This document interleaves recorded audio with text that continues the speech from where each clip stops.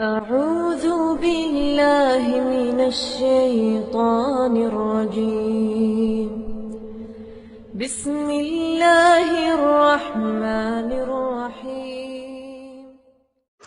السلام علیکم ورحمۃ اللہ وبرکاتہ۔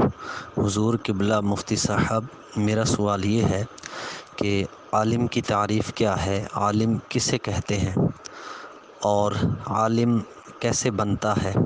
عالم بننے کے کیا کیا ذرائع ہیں؟ کیا عالم بننے کے لیے مختلف دورانیے کے جو کورسز ہیں، کیا ان کا کرنا ضروری ہے؟ کیا یہی عالم بننے کا یہی ایک ذریعہ ہے جو مختلف دورانیے کے کورسز کرنا، یا اس کے علاوہ بھی کوئی عالم بننے کے ذرائع ہیں؟ بعض لوگوں کا دعویٰ یہ ہے کہ ہمیں کتابوں کی ضرورت نہیں ہے، یا ہم کورسز کر کے عالم نہیں بنے ہیں، کیونکہ عالم صرف جو ہے وہ کتابوں سے اور کورسز سے نہیں بنتا، بلکہ اور بھی طریقوں سے بنتا ہے۔ اور وہ کہتے ہیں کہ بعض کہتے ہیں ہم صحبت سے عالم بنے ہیں، علماء کی اور بزرگوں کی صحبت سے ہم عالم بنے ہیں۔ بعض کہتے ہیں کہ ہم سینہ بسینہ عالم بنے ہیں، کہ ہم نے علماء سے، بزرگوں سے سینہ بسینہ فیض لیا ہے۔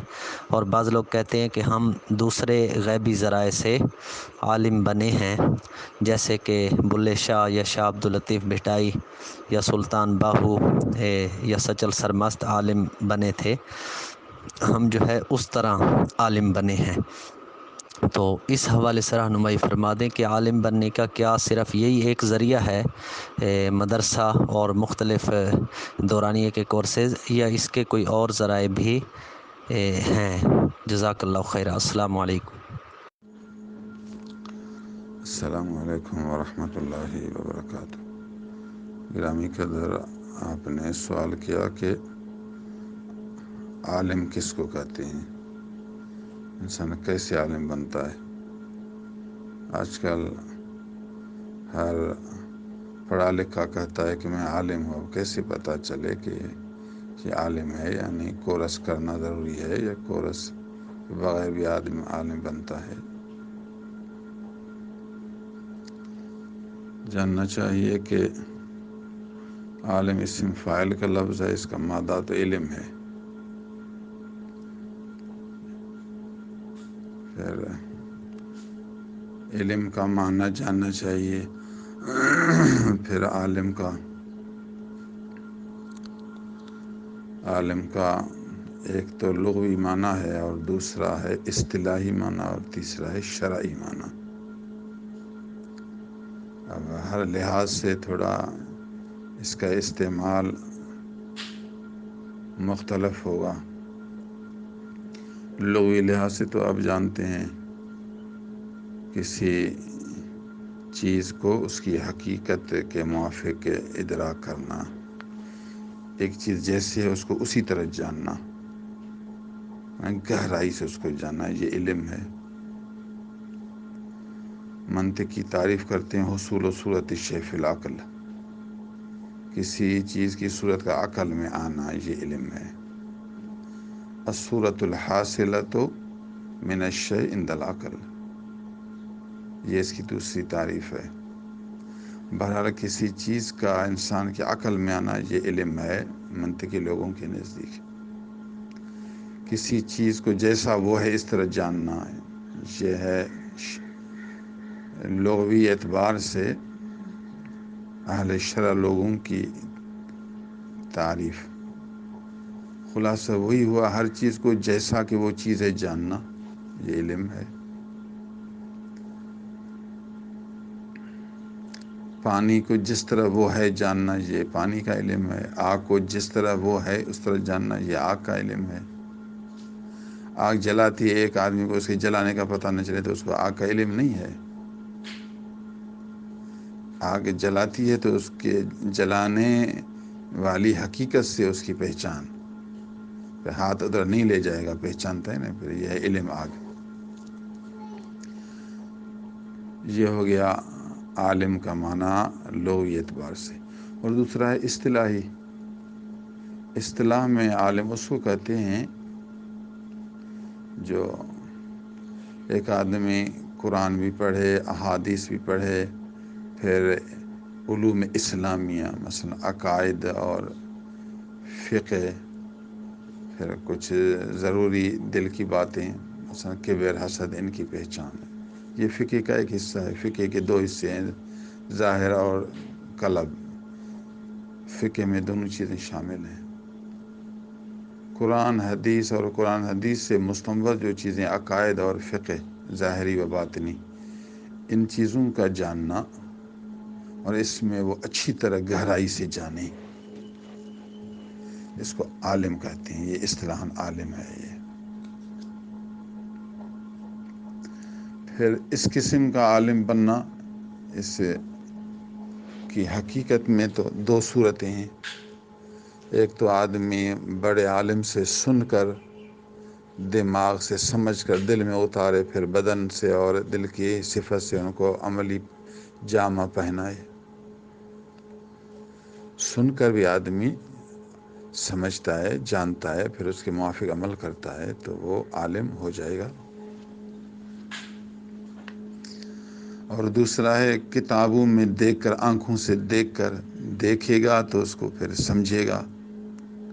ابتداً اس کو استاد کی مدد کی بھی ضرورت ہے تاکہ استاد اس کو سمجھے۔ بہرحال آنکھوں سے دیکھے گا، کانوں سے سنے گا، اور پھر دل میں اتارے گا، پھر اس چیز کو اس طرح سمجھے گا جیسا وہ ہے، تو پھر اس کے موافق وہ عمل بھی کرے گا، تو یہ عالم کہلائے گا۔ سن کر بھی آدمی عالم ہوتا ہے اور دیکھ کر بھی عالم ہوتا ہے، لیکن اتنا ہے کہ دیکھنے والے کی قوت زیادہ ہے، یہ ہے اصل میں۔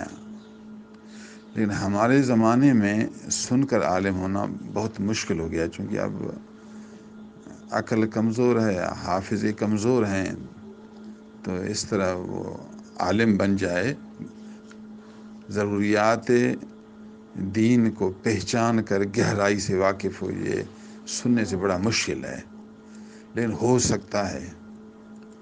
اور صحابہ کرام بہت سے عالم تھے، لیکن ظاہری ان کو پڑھنے کا طریقہ نہیں آتا تھا، عالم تھے۔ حضور صلی اللہ علیہ وسلم سے سن سن کر عالم بن گئے۔ ممکن ہے، ہوتا ہے، اصل میں حق ہے، لیکن ہمارے زمانے میں یہ بہت مشکل ہو گیا ہے۔ اس لیے ہمارے زمانے میں عالم وہ ہے جو استاد کی صحبت میں رہ کر کتابیں پڑھے، قرآن بھی سیکھ لے، باقی ابتدائی باتیں صرف نحو، ترکیب وغیرہ یہ قرآن سمجھنے کے لیے یہ سب پڑھے، پھر قرآن کا ترجمہ مطلب اچھی طرح جانے، پھر احادیث کا ترجمہ مطلب اچھی طرح جانے، عبارت صحیح پڑھ سکے، پھر علم فقہ اچھی طرح پہچانے، مسائل کو سمجھنے میں اس کو دسترس حاصل ہو، پھر ضروریات علم طریقت کی کتابیں جس میں غیبت سے بچنا، غصہ سے بچنا، حسد سے بچنا، ریا سے بچنا، ان کا بھی اس کو علم ہو جائے۔ اب ان چیزوں میں اگر اس کو گہرائی حاصل ہو تو پھر اس کو ہم عالم کہیں گے۔ یہ ہوا اصطلاحی عالم۔ اور تیسرا ہے شرعی عالم۔ شرعی عالم وہ ہے جو اس ظاہری عالم اصطلاحی ہونے کے ساتھ ساتھ اس میں مکمل عمل ہو، فرائض، واجبات، سنن پر عمل پیرا ہو، تکبر، حسد، بغض، کینہ، کبر، تمام گندی عادتوں سے آزاد ہو، اور اللہ عز و جل کی اطاعت اور عبادت کرنے والا، نبی کریم صلی اللہ علیہ وسلم کی تمام تر سنتوں کی پیروی کرنے والا ہو، مزید اسلام کی اشاعت اور ترویج کا جذبہ رکھنے والا ہو۔ جس میں یہ چیزیں ہوں تو پھر یہ شرعی عالم کہلائے گا۔ جب تک اس میں اللہ کی عبادت، اطاعت نہ ہو، نبی صلی اللہ علیہ وسلم کی محبت، اتباع سنت نہ ہو، اچھی صفتوں سے متصف نہ ہو، اسلام کی خدمت، امر بالمعروف نہی عن المنکر کا کام نہ کرے، تو یہ شرعاً عالم نہیں۔ اس کی دلیل ہے قرآن مجید میں ہے، انما یخشی اللہ من عبادہ العلماء۔ جو عالم ہے وہ اللہ سے ڈرتے ہیں۔ اگر اس میں ڈر نہیں تو عالم نہیں شرعاً۔ یہ ڈر ایک جامع صفت ہے، پھر اس میں وہ اطاعت، عبادت، سب چیزیں آ گئیں۔ دوسری آیت سنیے، امن هو قانت آناء اللیل ساجدا وقائما یحذر الآخرة ویرجو رحمت ربه قل هل يستوي الذين يعلمون والذين لا يعلمون انما يتذكر اولو الالباب۔ غور فرمائیں کہ یعلمون والذین لا یعلمون سے پہلے اللہ نے کیا فرمایا؟ کیا وہ شخص جو راتوں کی اوقات میں اللہ کی عبادت کرنے والا ہے، سجدہ کی حالت میں، قیام کی حالت میں اللہ سے ڈرتا ہے اور اللہ کی رحمت کی امید رکھتا ہے، کیا یہ آدمی اور وہ آدمی جس میں یہ صفتیں نہ ہوں برابر ہوں گے؟ پہلے اللہ نے یہی فرمایا، امن هو قانت، کیا وہ آدمی قانت آناء اللیل ساجدا وقائما یحذر الآخرة ویرجو رحمت ربه۔ قانت آناء اللیل، رات کے اوقات میں عبادت کرنے والا ہے، اللہ کے سامنے عاجزی کرنے والا ہے، کبھی سجدہ کی حالت میں کبھی کھڑے، یہ ہے اس کا ظاہری عمل۔ باطنی عمل، یحذر الآخرت، آخرت سے ڈرتا ہے، آخرت اس کے سامنے خوف ہے اس کو، اور اپنے رب کی رحمت کا امیدوار ہے۔ یہ قلبی صفتیں بھی اس میں ہیں، ظاہری اطاعت بھی ہے، باطنی اطاعت بھی ہے۔ کیا یہ آدمی اور وہ جو ایسا نہیں برابر ہوں گے؟ پھر آگے دوبارہ اس کی تشریح کی، کیا وہ آدمی جو علم رکھتے ہیں اور وہ جو علم نہیں رکھتے برابر ہوں گے؟ اور فرمائے عبادت کرنے والے کو یعلمون کہا، عبادت نہ کرنے والوں کو لا یعلمون کہا۔ قرآن مجید نے یعلمون ان لوگوں کو کہا جو قانت آناء اللیل ہیں الاخری، اور لا یعلمون ان کو کہا جو اس صفت سے متصف نہیں۔ معلوم ہوا کہ شریعت میں علم والے وہ ہیں جو عمل والے ہوں، جب تک عمل نہیں کرے گا تو شرعاً عالم نہیں کہلائے گا، خدا کے نزدیک عالم نہیں ہے، وہ لفظی عالم ہے، لغوی عالم ہے، وہ شرار علماء میں سے ہے، شرار۔ حضرت عمر فاروق اعظم رضی اللہ تعالیٰ عنہ نے کعب احبار علیہ الرحمہ سے پوچھا، من ارباب العلم؟ قال الذین یعملون علی ما یعلمون۔ مشکاۃ شریف کی حدیث مبارک ہے، کتاب العلم۔ حضرت کعب نے جواب دیا، حضرت عمر نے سوال کیا کہ علم والے کون ہیں؟ کعب احبار نے جواب دیا، علم والے وہ ہیں جو عمل کرتے ہیں ان باتوں پر جن کو جانتے ہیں۔ الذین یعملون علی ما یعلمون، قال فما اخرج العلم من قلوب العلماء، قال تما۔